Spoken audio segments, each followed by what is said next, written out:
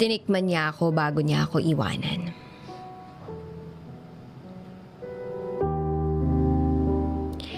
Nakatambay ako noon sa harap ng bahay namin nang bigla akong nilapitan ng best friend kong si Trixie. Gabi nun, tumayo ako sa pagkakaupo ko para i-approach siya. Sabi niya, "Oy, Bes, may ipapakilala ako sa'yo." Tapos biglang may tumabi sa kanya na lalaki. "Bes, si Ray nga pala, kaibigan ko din. Kakakilala ko lang sa kanya nung kamakailan. Nagko-compose din siya ng kanta. Sinali niya nga ako eh. Eto nakagawa na kami ng chorus." Sabi sa akin ni Trixie, habang ipinaririnig niya yung nagawa nilang chorus nang tuwang-tuwa sa akin. By the way, mahilig kasi sa music ang kaibigan kong si Trixie. Kaya malaking bagay sa kanya na makagawa ng sarili niyang kanta. To make the long story short, naging kaibigan ko na rin yung kaibigan niya. At yun ay si Ray. That night, pinilit din ako ni Trixie na sumali sa kanilang pagkanta. Kahit hindi naman ako masyadong magaling sa kantahan.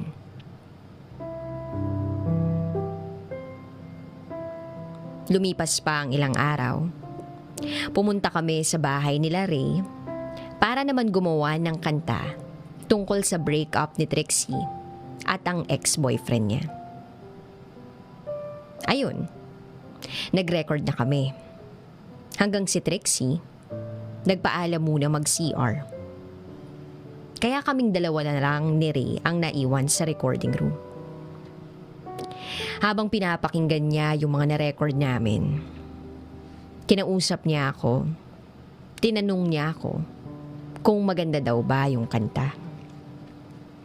Umuo na lang ako kasi wala naman akong alam sa mga ganun eh. Tapos, bigla niyang hinawakan yung kamay ko. Ewan ko ba? Pero nung hinawakan niya yung kamay ko, biglang bumilis ang tibok ng dibdib ko. Yung tipong parang ang init sa pakiramdam.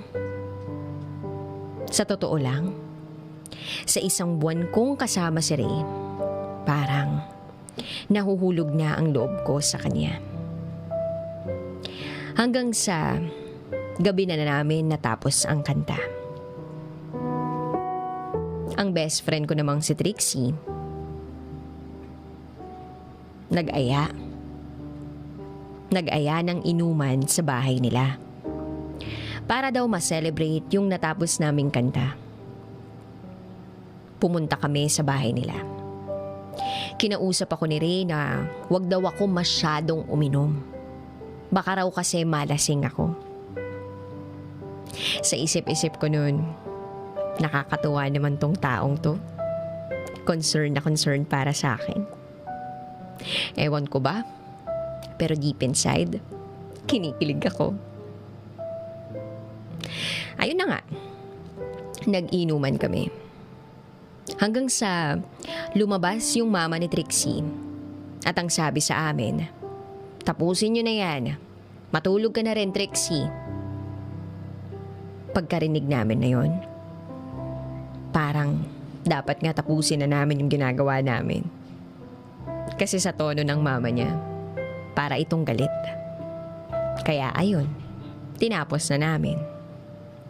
Sabi ni Trixie, "Tol, sensya na ha. Galit na si Mudra." Sumagot naman si Ray, "Wala yun, Tol. Okay lang. Gabi naman na din eh." At sumagot si Trixie, "Bes, pasensya ka na rin ha." At sumagot naman ako ng, "Naku, okay lang yun, Bes. Baka hinahanap na rin ako sa amin." Pagkasabi ko nun, nagsalita si Ray. At ang sabi niya, hatid na lang kita. Tol, ihatid ko na lang siya ah. At sumagot naman si Trixie ng, sige tol, ingatan mo yung best friend ko ah. At sumagot si Ray ng, oo naman tol. Hinatid kami ni Trixie sa gate nila at nagpaalam na kami ni Ray.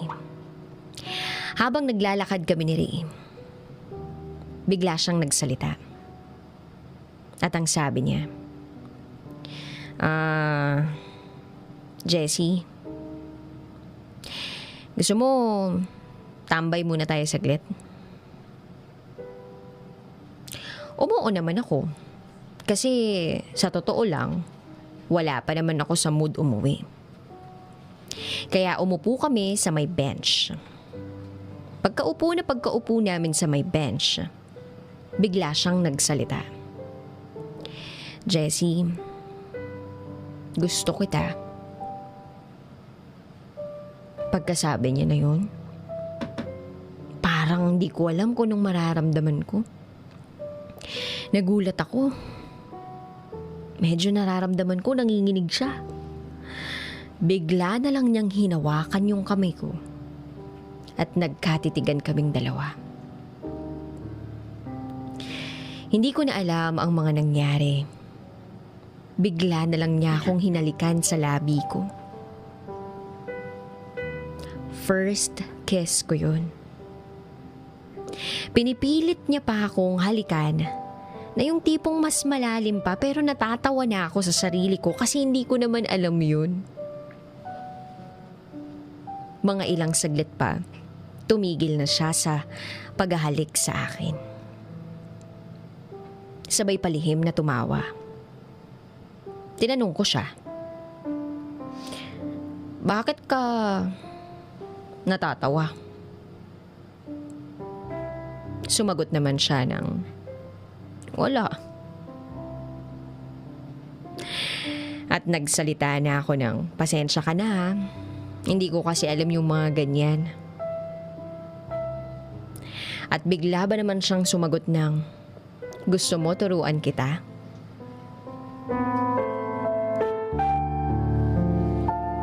Sa totoo lang, nagbibiro lang naman ako eh.